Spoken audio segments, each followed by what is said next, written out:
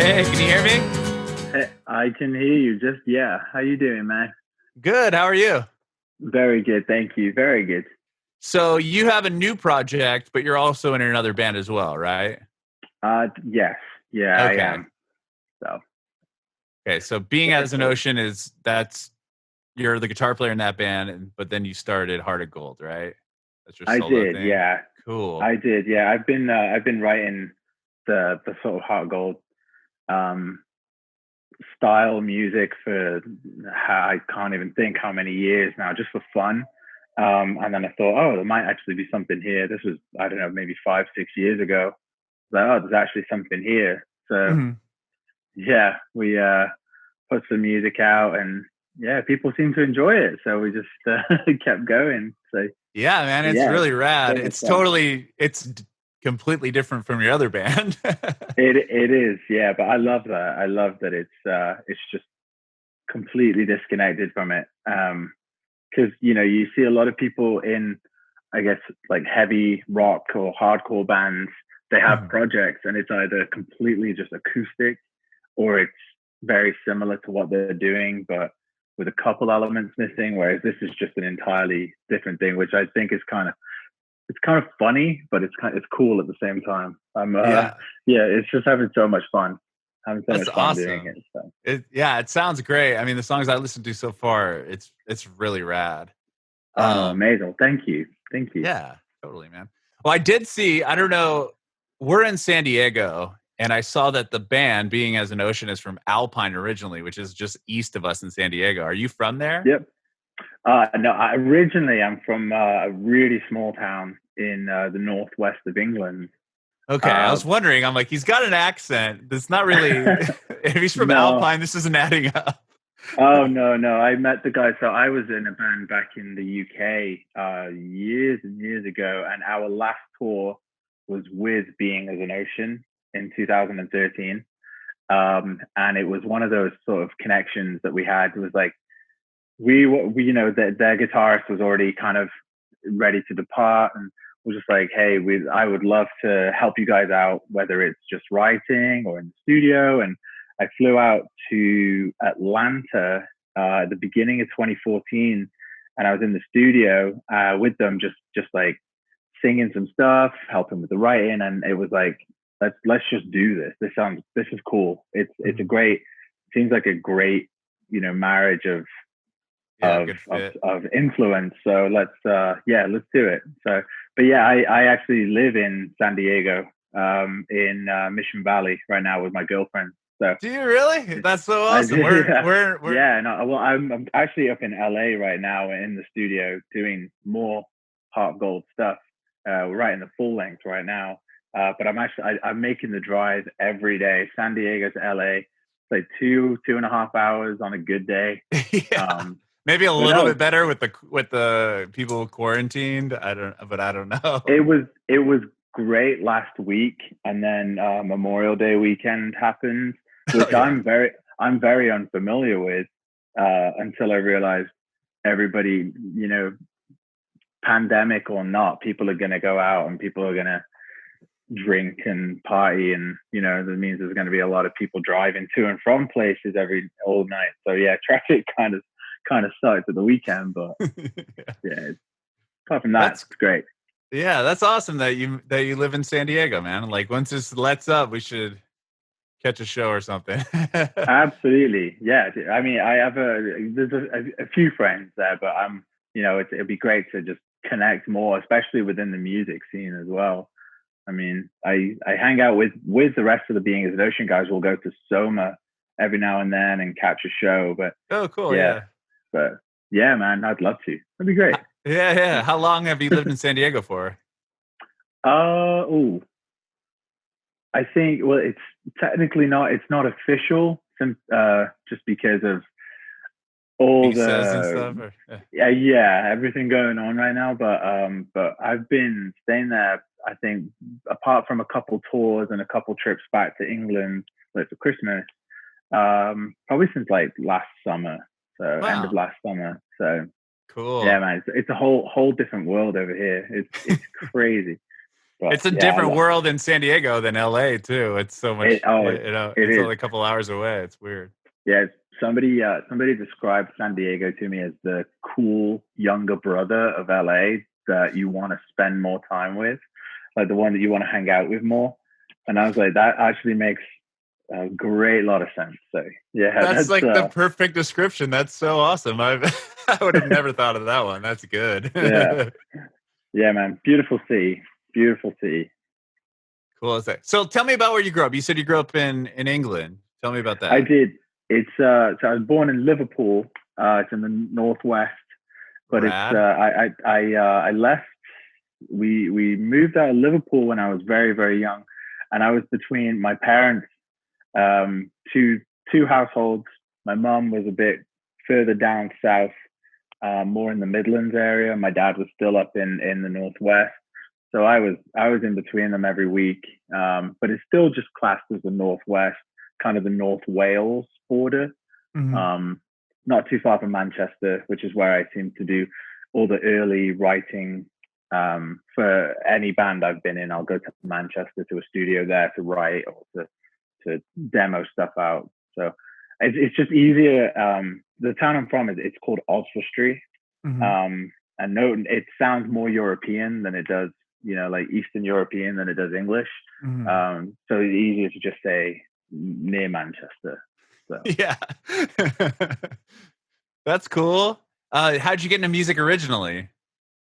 Man, it's definitely just going through my parents' records. I think just hearing something in the car and being like, "This is great." Who is this? What is this? Probably annoying the hell out of my parents. Like, play that again, play this again, and then I discovered, going to a record store or, down like being able to hear music.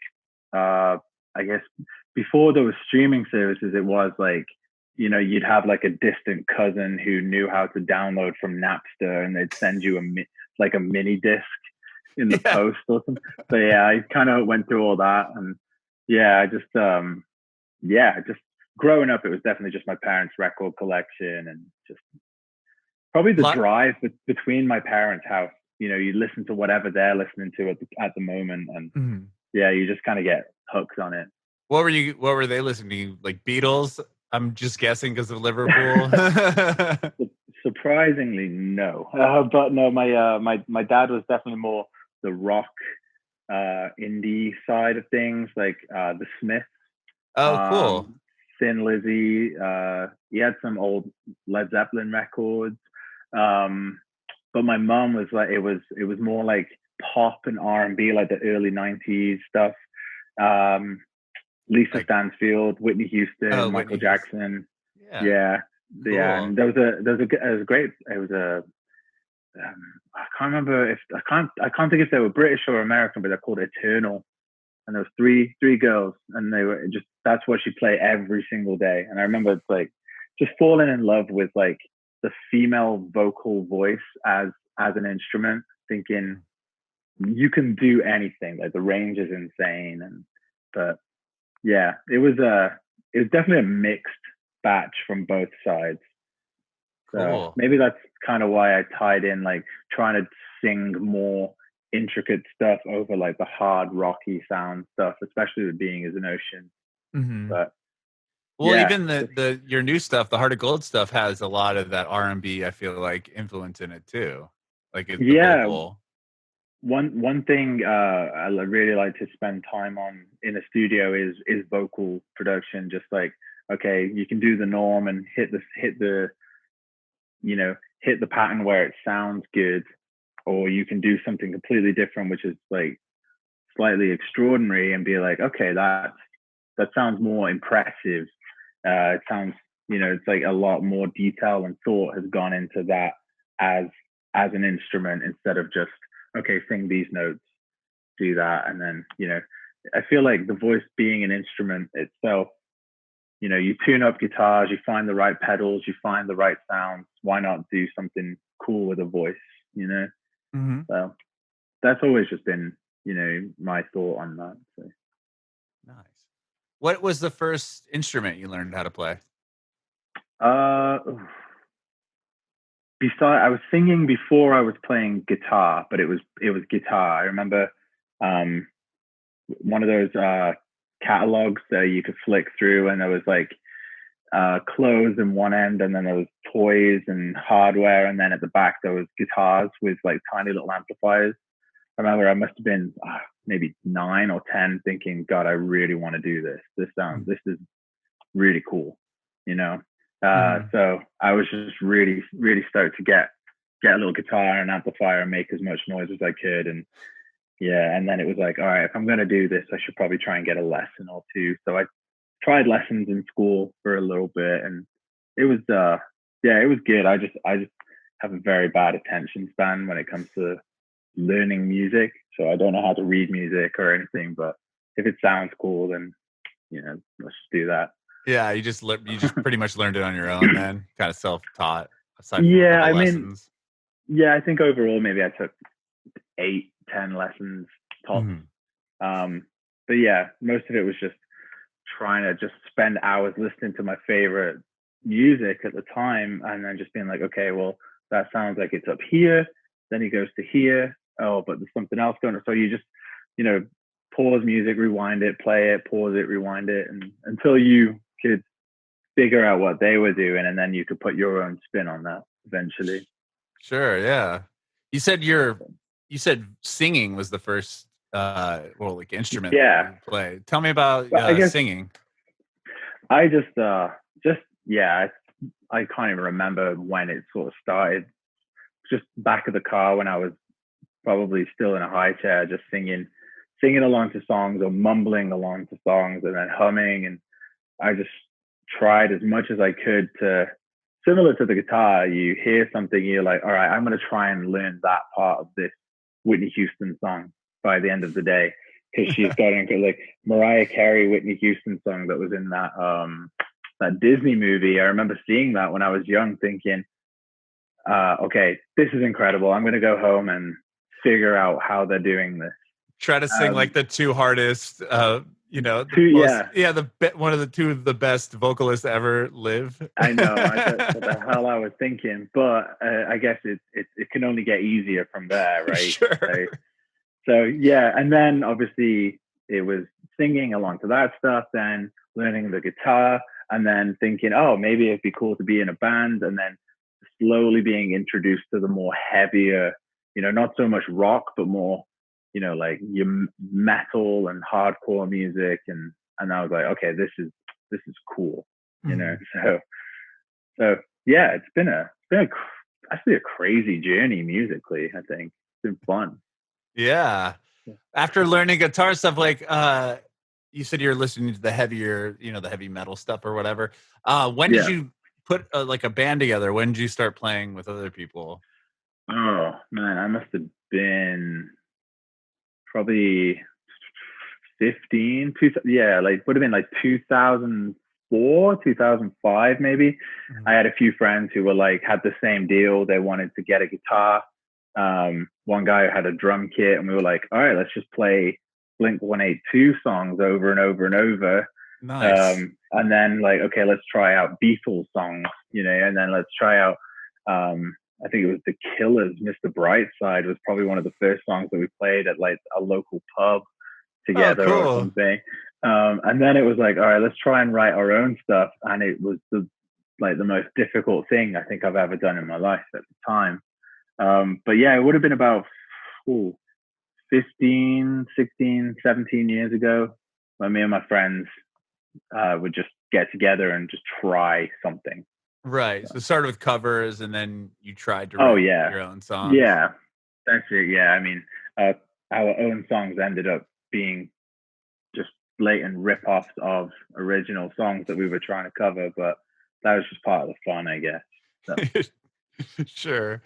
Tell me about this. Well, that obviously wasn't the first band you joined. So from there, like that was in high school.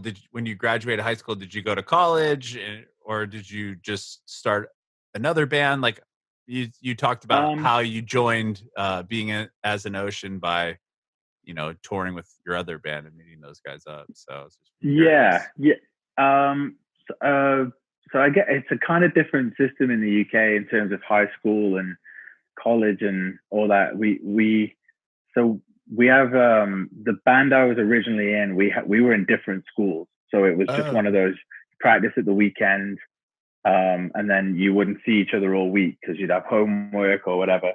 And then when you finish, you can end up going to the same college. It's a really small town. There's only one school there, so you all meet there, and you're like, oh, if we give each other mixtapes and be like, hey, let's try and learn something like this. Let's try and write something like that.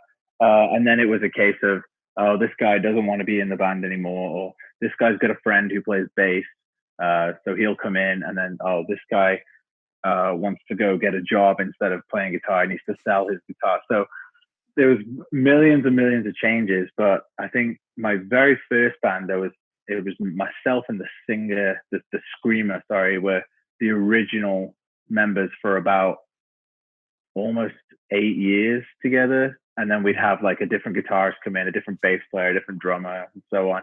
And yeah, like I said, we broke up. We did a lot of touring between like 2008 and 2013, which was our last tour. And Tyler from Being as an Ocean emailed us and was like, we understand you guys are breaking up. We're about to do a big tour in Europe. Would you like to support us as your farewell tour? And honestly, at first we were like, nah, we don't know if that's going to be a good idea. We'd like to do something by ourselves. And then we like Googled Being as an Ocean and like watched YouTube videos, and we're like, okay, this is sick. This is really cool. Let's do it. Yeah, and we ended up doing it, and that's how that relationship started. But yeah, I'm still very, very good friends with the guys I was in bands with previously. Whenever I'm back home in Manchester, we'll grab dinner or hang out or something. So that's cool. Very cool. Yeah. So Being as an Ocean, was that their first time coming to the UK on that tour or no? I think it was a second. Their first one was apparently like extremely successful. They went out with a band called Napoleon, who are some good friends of ours as well. And yeah, they were like, oh, we want to keep doing this. We want to keep coming back to Europe because the market seemed to be doing better over there than it was in the States at the time. It's about 6-7 years ago. And yeah, my old band had never come. We had just done UK and Europe, and that was as far as we got. We never did anything else worldwide.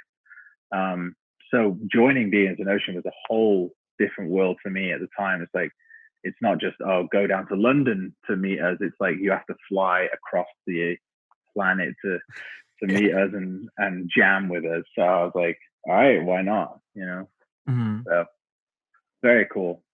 Wow. So yeah, so after that tour, you were just hanging out with the guys and they needed a guitar player? Yeah, and a drummer actually at the same time. So the guitarist and drummer had left, and myself and Connor Dennis, who is now in Beartooth, joined. Me and him joined at the same time. Me and him are very, very close friends because we had a very good connection because we joined at the same time, probably within the same couple of weeks. He was in the studio a bit earlier than I was because I needed to book a flight and everything. And we got there and just gelled and wrote an incredible record. And, it was like, for Being as an Ocean as well, it was like two brand new people introducing a brand new element. Like they never had they had singing on their very first record, but they didn't have a singer. Mm-hmm. So I was like, hey, if you want me to sing, I'll sing on everything, but it's going to change like the entire sound. Sure. And everyone was very cool about it, and the producer Matt was very cool about it. We made some very cool stuff, and yeah, that was a really good time. That because it was the excitement of being in the States in a recording environment, but also introducing this incredible new sound that obviously we were all familiar with like listening to the same artists and stuff, but actually doing it for ourselves was very, very cool. So yeah, that was a really good time. Was that the first time you had ever been to the United States? No. I think the first time I was probably about 13 or 14. Typical British family that goes and vacations closest to Disneyland and Universal Studios. So we go to Orlando, Um, but yeah, I just fell in love with it. I fell in love with the whole thing. I think a lot of British people do, and sometimes they won't even mention it. They don't like talking, but they just like they love the whole, way of life, the American dream, I guess. But no, it's awesome. We had I just fell in love with it. I fell in love with how everything was, and somebody described it great to me once. It was the way of life is so different. If you want to get ice cream at 4 a.m, you can do that anywhere in America. You can just go anywhere and get it. But in the UK, everything closes at like 6 o'clock. So it's just like, unless you want to drive hours and hours to maybe an all night store somewhere. But in the US, everything's like so accessible. So yeah, I didn't know that. It, yeah. So you guys didn't like in Europe and stuff, where you grew up, they didn't have like 24-hour like little gas station stores you can go buy stuff at. No, the closest 24-hour thing, especially to where I was they would close the actual. It was a gas station, and they would close the store at like I think it was 9 p.m. So if you needed anything, even just like candy or a drink or something, you would have to go and knock on the window and ask the guy. You say, "Hey, I've got this much money. Can you go get me like a bottle of Coke or something?" So that was a kind of fun thing to do. You'd like sneak out the house in the middle of the night with your friends and just like just hang out at you wouldn't go into the gas station, but you just like hang out and just listen to music. But it wasn't the same over here where you can like go in and mess about or whatever. So yeah, that's interesting. Yeah, you just have to knock on the thing and say, "Hey, can you go pick me up a pack of M&Ms or something?" Yeah, exactly. That was it. That's what happened. So yeah, that was fun. Like, it's funny thinking, like, at the time it was probably like a nightmare, but thinking back, it's like that was actually just really funny. Just stupid things like that. It's like, all right, that's a funny story I'll get to tell my kids one day. It's like, oh, I used to have to go knock on a window and ask a guy to could get me, say how many Twixes I could get for £3. So, that's funny, man. Okay, so you joined Being as an Ocean. You've been in that band since what year? What year did you join that band? So the last tour with my old band was like September 2013, and I flew out to do the studio January 2014. So, oh wow, yeah, so at least 6 years in the band. 6.5 years, yeah. And our first show was like a basement show. It's kind of like a taster for me, and that was I think that was around the same time, January. So was the band that you were in prior to joining Being as an Ocean, was that band signed to a label? Yeah, we were called the Elijah, and it was Elijah. Like, okay. Yeah, we were UK based, like it was like progressive hardcore, so it was almost cinematic. And we were signed to a label called Small Town Records. Okay. And we used to do really cool stuff, like try and write music, heavy music with screaming and singing, but you could see in like a movie. We would just try and do cool things. And we played a couple shows. One time we had a like a string quartet on stage with us, just try and do something funny, because a lot of our music was like very orchestrated, and yeah, it was really fun. It was a great time. That band, I still listen to that record every now and then. It's a very cool record. So yeah, that was a good time. Yeah, tell me about getting signed and stuff. That must have been pretty cool. Yeah, it was interesting. The story of that band was very funny, actually. We had like this is MySpace days. We bought one of those old Tascam 8-track recorders. We had 2 microphone inputs, and we were like, okay, we have to record all the drums with 2 microphones. Then we have to record the guitars with 2 microphones, then the vocals, and then you have to like actually go into the system and line everything up.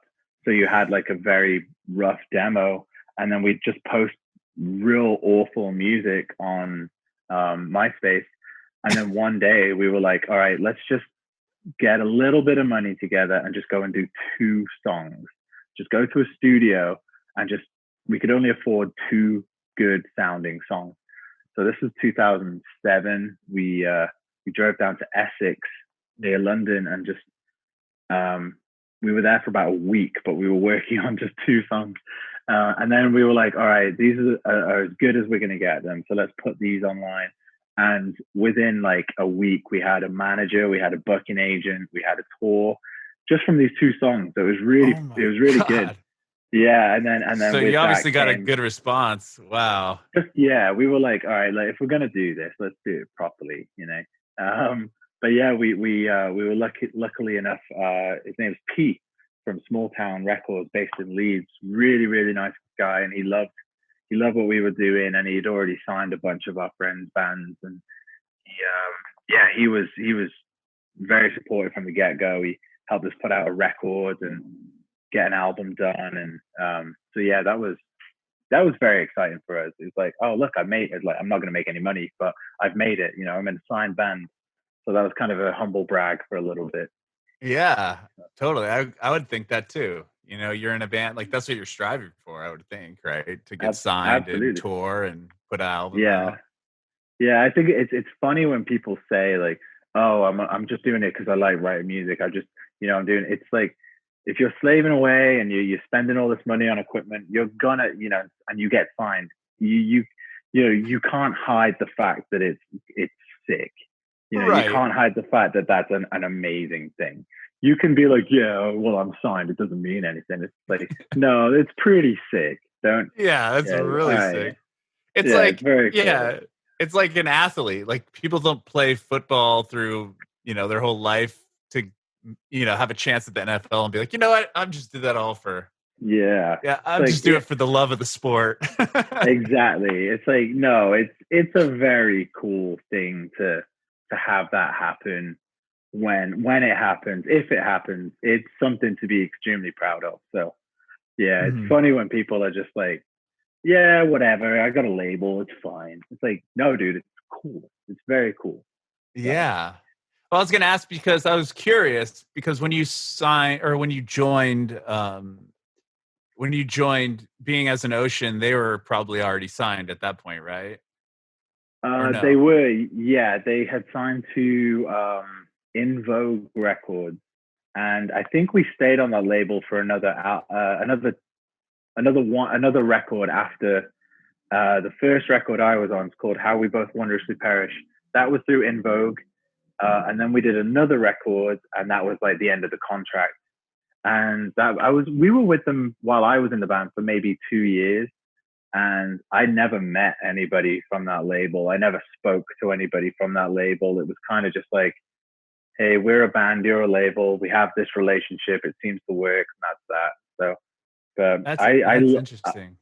It was weird, but because I love the whole, you know, get into the really into the woodwork of how the ship is running, and like, you know, you want to build those relationships with like your agents, your PR, your label, your managers. You want to build those relationships on a very personal level, you know. So I think it's before I signed to Heart of Gold, I was hanging out with Sean from Sharptone. We would go, myself, Sean, and Jackie from the label. We'd all go out for Mexican food in El Cajon, and just like we just hang out and just like talk. And then it's like, oh yeah, I've got these songs, you know, be great to do something. And we was like, all right, there was already a relationship there, which I think is very, very important, because I think the common misconception, well, it's not a misconception, the common idea of the music industry is that it can be very cruel,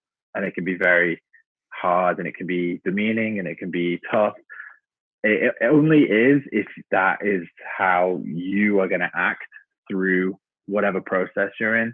So if I have myself and my manager, Danny, we're like very, very close friends, because we'll talk every day about anything, like, you know, whatever we've got going on. And then it'll be like, oh, by the way, this is a cool thing coming up for Heart of Gold. This is, you know, it's very important to build solid foundation relationships, I think, with whoever it is you're working with. Yeah, I completely agree. That's cool that you're going to getting Mexican food in El Cajon. I love hearing that. It is the best. We have a favorite spot in University Heights called El Zarape. Oh, El Zarape, dude. I used to live down the street from that place. Dude, there's two. There's one on Adams Avenue, and there's another one on Park Avenue. Yeah, that's the one that yeah. It's kind of like a little hole in the wall type spot, but it's right next to like that. There's like that whiskey bar. Yes. Yeah. That's the one I would always go to. I heard they opened another location, but I think it's more of like a sit down situation, right? That's the other one. But the original is, dude, that's like mine and my girlfriend's favorite place. Well, we haven't been in a while just because we haven't really been driving out or going out at all recently. But yeah, I'm ready to hit back. Yeah, dude. When the quarantine stops, my wife and I will meet you guys. We'll go to El Zarape. Oh, hell yeah. I love that place. First round on me. Cool, man. Well, so tell me about starting Heart of Gold, and how did that begin? Like I mean, you're in this hardcore band, you're in Being as an Ocean, and you just started your own thing?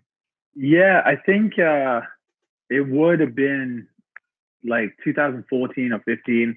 I have a really cool group of friends out in Manchester. I would just drive into the city for a few days and we'd get together and just like write music and be like, hey, I got this new idea, or let's bounce ideas back and forth. And I always had my acoustic guitar at the end of my bed at home. So even in the middle of the night, I'd wake up and I'd just play something, even if it was a 10-second little chorus or something. I'd be like, I think this would be cool as a pop song, or would it be better as a rock or pop or a folk song or something? And it was finding the right group of people to be like, hey, help me build some stuff, help me get some cool ideas down. I've got this, and this is what I'm listening to right now. And yeah, it just kind of generated from that, just like a whole bunch of ideas. There was never any full songs before going into the studio. There was only like 10 or 15-second clips of some like little ideas, like, oh, this chord progression with this vocal. Didn't even have lyrics at the time, just like go into the studio and do everything from scratch. So, but that was like a lot of the part of the fun for me, because it meant that it freed up enough time for me to, instead of focusing on trying to write something which I might not be happy with, you just don't even try writing anything at all. Just listen to hundreds of different songs which I love and be like, okay, I get what they're doing. Let's try and do something similar, but with my style, with what I would love to make it sound like. So yeah, it would just be up to Manchester every couple of days and just sit in a dark room and write as much as I could. So the first thing you released for Heart of Gold, was that the EP Blame? It was, yeah. Okay. Yeah. So yeah, the very first single was Blame as well, which I think was like, all right, this is what I'm doing. This is, it's that kind of pop infused sound. It's like, and the reaction was sick. The reaction was very cool. It was received very well. So that was cool as like kind of like a first hit for me. So. Were you able to do you feel like fans of Being as an Ocean kind of crossed over to check it out and stuff? They did, yeah. Or are you doing two completely separate entities, kind of? It was, the idea was, okay, it's going to be obviously very separate sonically from Being as an Ocean, but naturally it's going to be, the guy from Being as an Ocean has a new project, which is fine. That was understandable, but over time it would be cool to kind of shy away from that. Which, if that's kind of where we have to sit for the time being, then, I'm okay with that. But yeah, two very, very different things. I think it was more of a challenge to myself to try and write outside of what I was familiar with and what I was used to. So, yeah. So you put out Blame in 2016. Were you doing shows and stuff, or it was just kind of like you just wanted to go into the studio, produce stuff, and put it out? Yeah, exactly that. We had a few shows booked, but the wise idea was not to do it. I think it was the end of 2016. It was let's do like just 5-6 shows around the UK. But I think the weeks leading up to it, we were just like, this might not work right now. You know, maybe we should, if we're going to do shows, let's, you know, maybe support somebody else for the time being. Because I mean, every band will tell you there's nothing worse than playing to an empty room. And I think that was the fear to begin with, which, you know, it would have, you know, that was just how it was going to be. So I think before we let it get to that, it's just like, all right, how about we just focus on just building everything up, building the brand, building the music, building the, you know, the marketing, building the website, social media, all of that stuff. Let's do that. And then when we're ready to play shows, and we did that. I mean, alongside Being as an Ocean, I focused not a great deal of time to Heart of Gold because I was so busy with the Being as an Ocean schedule. But the time I did have, it was, all right, let's build a new image. Let's get new merchandise. Let's, you know, do a bunch of cool stuff that's, you know, kind of out of pocket and different, but it's eye catching. And then we didn't actually play our first show until like 3 years after the first round of shows were booked. We didn't play our first show until last December. Wow. Like December just gone. So like a few months ago. Yeah, like six months ago, we played a show in London and we played a show in Manchester. That was it, and they were great. There was some good people there. We had a great time, and then we did.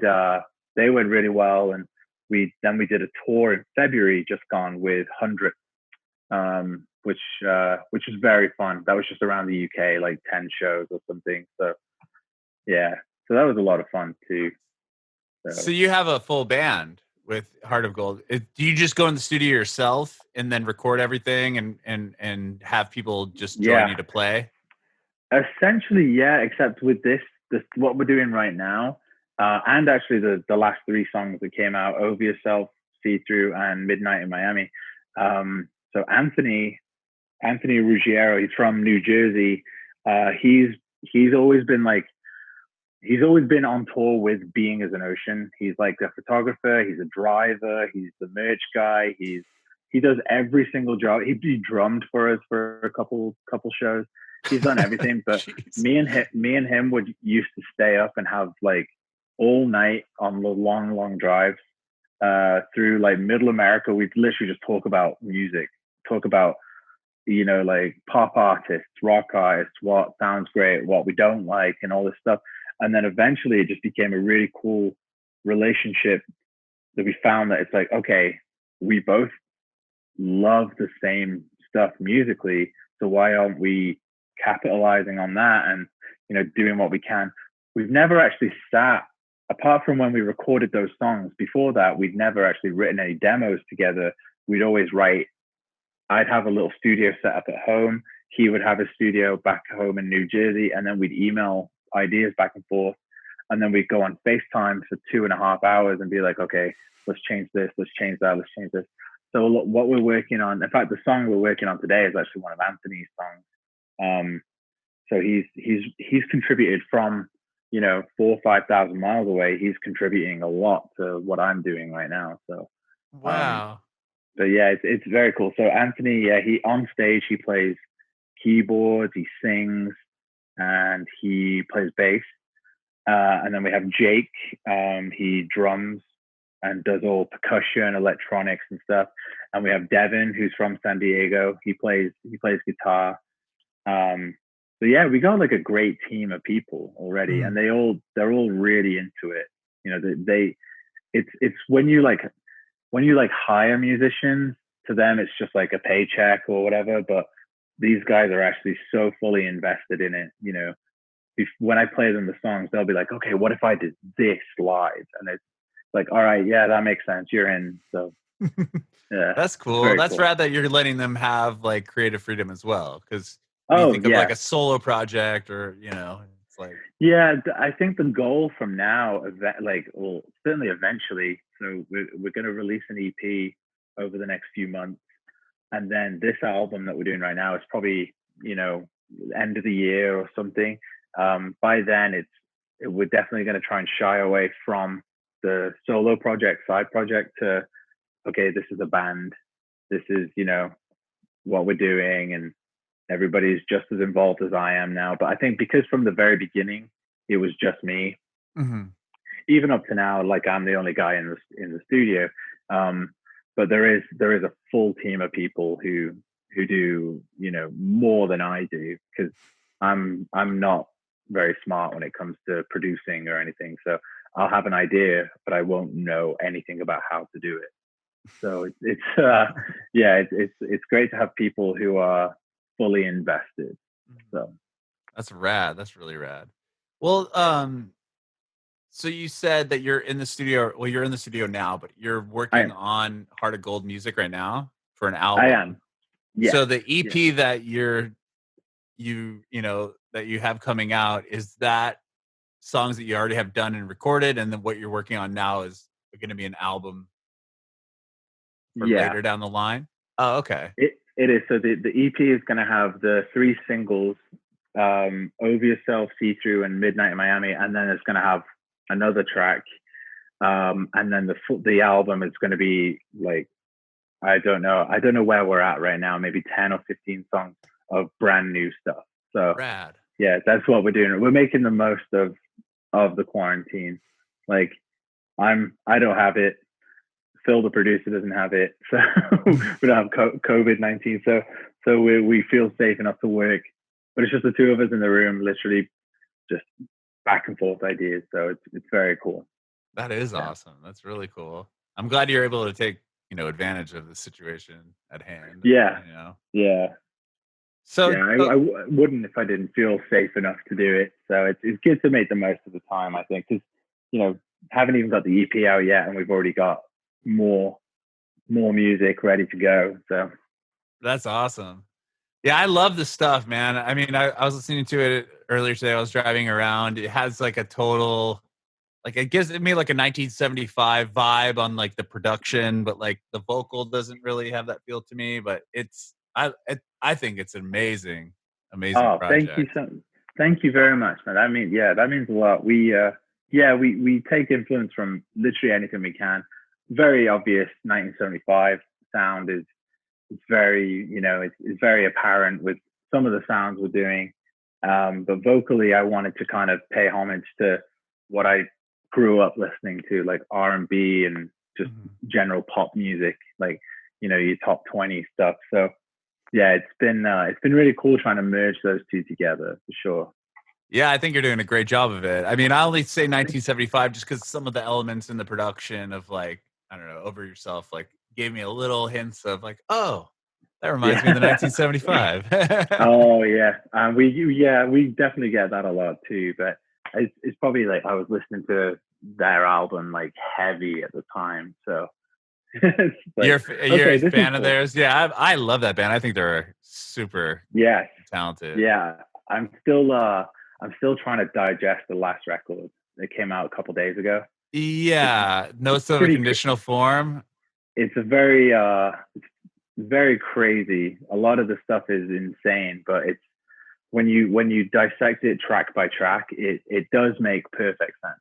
But I've only listened to it all the way through twice, so I always give myself at least 5 to 10 full listens runs through. Yeah. So, but I know by the end of it, it's just going to be another incredible record. Right. I know they're pretty good at that. But they did put out People, and I'm like, what is this?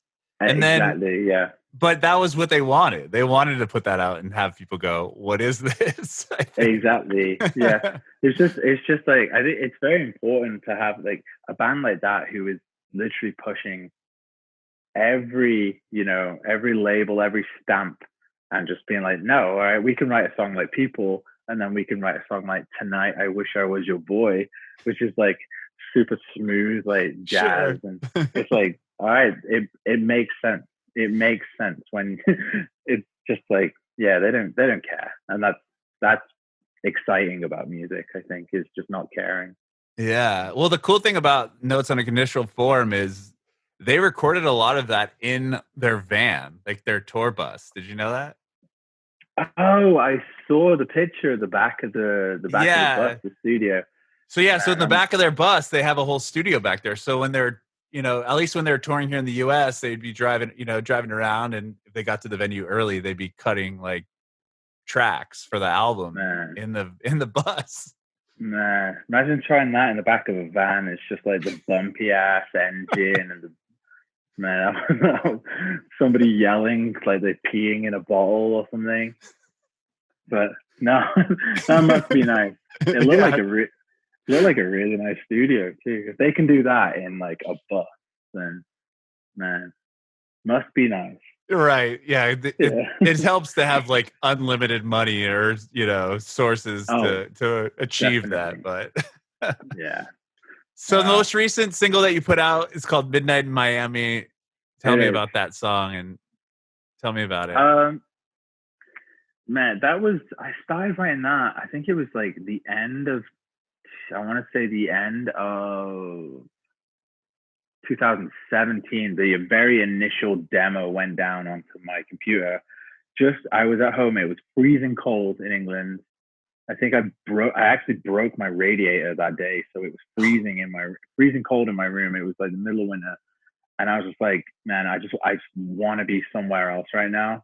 So I would like, I'd go through this phase where I'd go on YouTube and I'd just like watch a movie where it was like, I don't know, just on the beach, or just like friends hanging out, or it was sunshine or whatever. And I was like, okay, I think I was watching Fast Times at Ridgemont High or something, one of my favorite movies. And I was like, okay, if I was to like kind of pinpoint exactly what it is that makes me feel like good about this, being where I am right now, but then where I want to be, it's like, okay, it's definitely musically, where would I take this? So I was like, okay, let's imagine myself driving through a city. It's like sunset, you're going alongside the beach or whatever. And I was like, all right, you want that kind of cool synthwave vibe.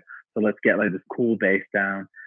But it's funny, not many people know this, but the title, I came out to the States not long after, and I went to Whole Foods, and there was a cupcake. I was like really hungry. And there was this vegan dark chocolate cupcake called Midnight in Miami, because it had pink and blue spark confetti on it or whatever. And I was like, all right, I think that might be the title I'm going to go with. So that was kind of funny. But that was even before I'd even written any lyrics or anything. I was like, I think I want to call this Midnight in Miami, because it kind of has that vibe to it. If I had to like paint this song with colors, it would be, pink and blue and orange and neon. And it's like, all right, that could be Midnight in Miami, where there's a lot of neon, but it's like, sun's going down or whatever. And yeah, it's pretty interesting that it's named after a cupcake. There's no like meaning or anything behind it, but yeah, it was fun to write. That song is literally about putting myself in a different place to where I was, because I just was cold and miserable. So. Yeah, that's awesome. and it comes from a cupcake. That's so cool though. Like I would have never, like, listening to the song, I would have never put the pieces together like you're writing that in a freezing cold area of England. I was just sat on the edge of my bed with my laptop, just like trying to program keys, and it was like my hands were probably freezing cold. So I was just like sat like this, and then eventually where I just would be like, all right, I just want a simple beat, simple walk. The song, I want it to be a journey. It's literally somebody walking, just bum bum bum bum bum bum bum bum bum. I was like, all right, that's it. The song is like going on a trip. It's like going on a ride with your friends. And then it's like, it's up to you. It's like writing a movie or writing a story. It's like, it's completely up to you who the characters are, where they're going, what they're doing, and how it ends up. So I was like, all right, I'm going to do that with a song, because I want to be somewhere warm and exotic and really nice right now, instead of in this freezing ass bedroom in Middle Earth. Yeah. So. Is that why you settled on San Diego, the weather? Yeah. Oh man, it's like at least 75 every day. And that's like it's technically the best climate in the world, I think, because it's not too hot, and it's not cold. It doesn't get that cold at night. So it's just perfect. But yeah, it's so beautiful, man. It's like the best. So, and there's just a wealth of like inspiration too. You know, I open the door and there's just palm trees with a beautiful like blue sky backdrop, and I'm like, all right, I got another idea for a pop song. Yeah, that's awesome. So what you just put out Midnight in Miami? What's the next song, or can you tell us about it, and when is it coming out? We're just actually working on getting the last song for the EP kind of finished up. And then we're hoping to get an EP release within the next few months. Everything's kind of ready. We're just waiting on the actual song.